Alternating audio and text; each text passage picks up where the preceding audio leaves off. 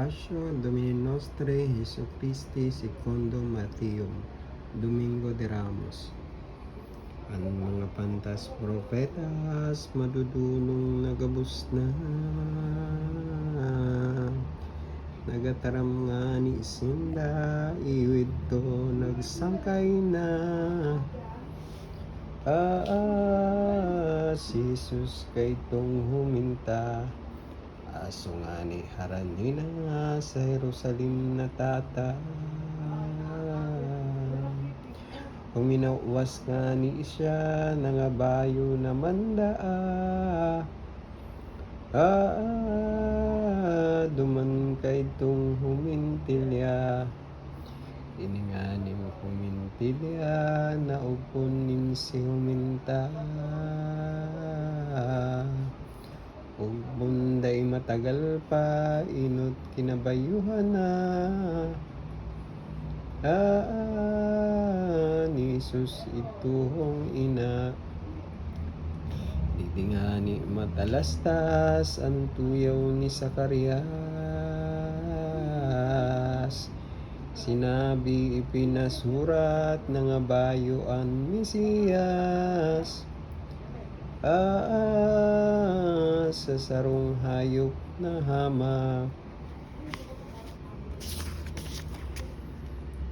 ang ulay ni San Mateo sa iyang ebanghelyo. Kan harani ng magpasko, fiesta nin mga Hudiyo. Nagbaklay si Hesus Kristo, kan si Jesus magsangkay na sa hayop na humintilya. Ang gabos na mga kapa kay tong disipulos niya. Tulos itong hinuba na ang paglalakaw ni Hesus Kristo, nalibot nin disipulo. Jerusalem ang tinuyo, tamaot niyang totoo. Na maghuhulit sa tawo, pagkay sining kagabsan, mga tao sa banwaana.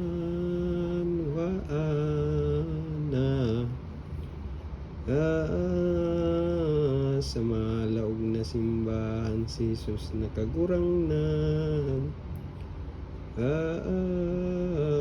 Pinagsabat nindang anan, ibuk na daing kabarang, an magurang aking sadang. Pag umaw daing pagdangan sa dakulang kaugmahan. Digdig Jesus na mahal, nan ibayin kuanin lang ko'y asin oliba na.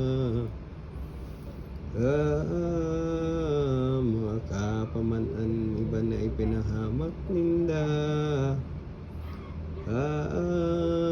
Iyong dinakawan niya, saro-saro nag-awit, pinusilo, pinusana, Filio, David. May Benedictus Divinit, pasalamat di maisip. Mahal na aki ni David, ang sinumpay pang sabi ay ini Domini, Domini, Domini.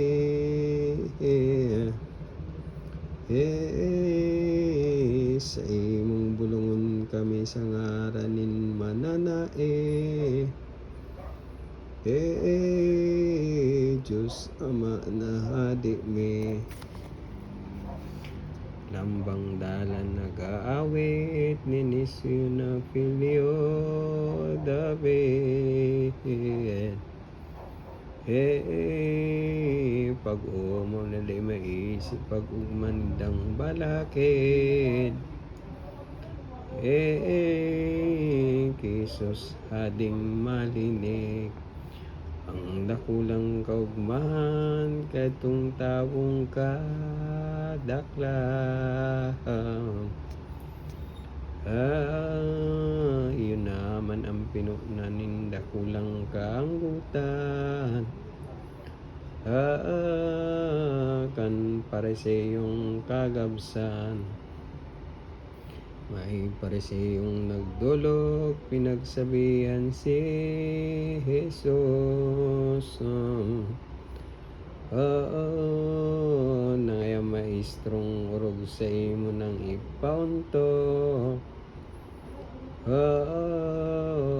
Nagakantang maribok.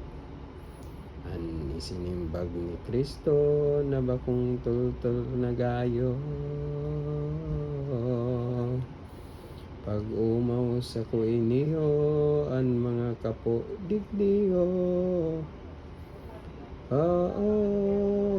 Na mag-umaw na totoo. Pagkataram kay niho puntang si Heso Kristo.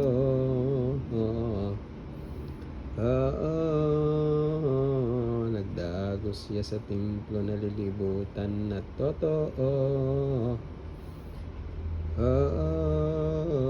Kan gabos na disipulo. Duminaog sa simbahan, naghulit sa tawong anan. Balakid nangangalasan, ang hirag daing kabarang. Ni Jesus kadtong kagabsan. Pilay lupog mga bota na dai nagpakakita. Sagkod pa sa mga pula, pinarahay gabos niya. Ni Jesus kagurang nanta. Balakid ni na mabilang, mahiling pinarahay.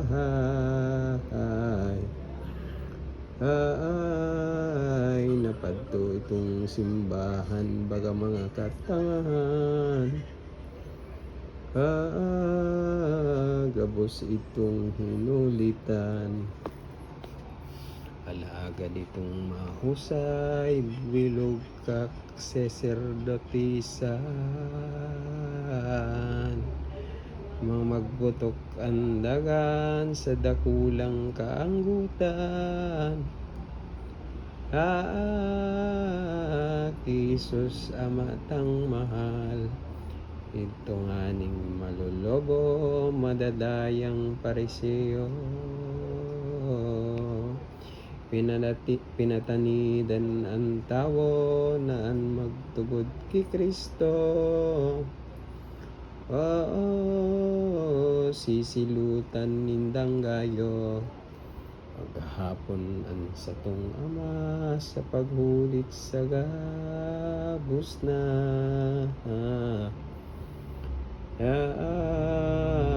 Duman ni pinamidbid niya anagom asin namit pa. Kan mahal niyang doktrina. Kan pagsuldok na nalda, nagagluwas ang kadaklan. Nagpurli sindang anan, si Jesus nga ni duduman. Sa laog ka itong simbahan. Saro man daing nag-alok na magpakakan kay Jesus. Maghapon hulit sa gabos, gutom paha pinagtios. Dahil sa to pagpaunod. Nagluwas na sa simbahan, si Jesus nakagurang nan. Sakod sa disipulos man, nagdagos na sindaduman.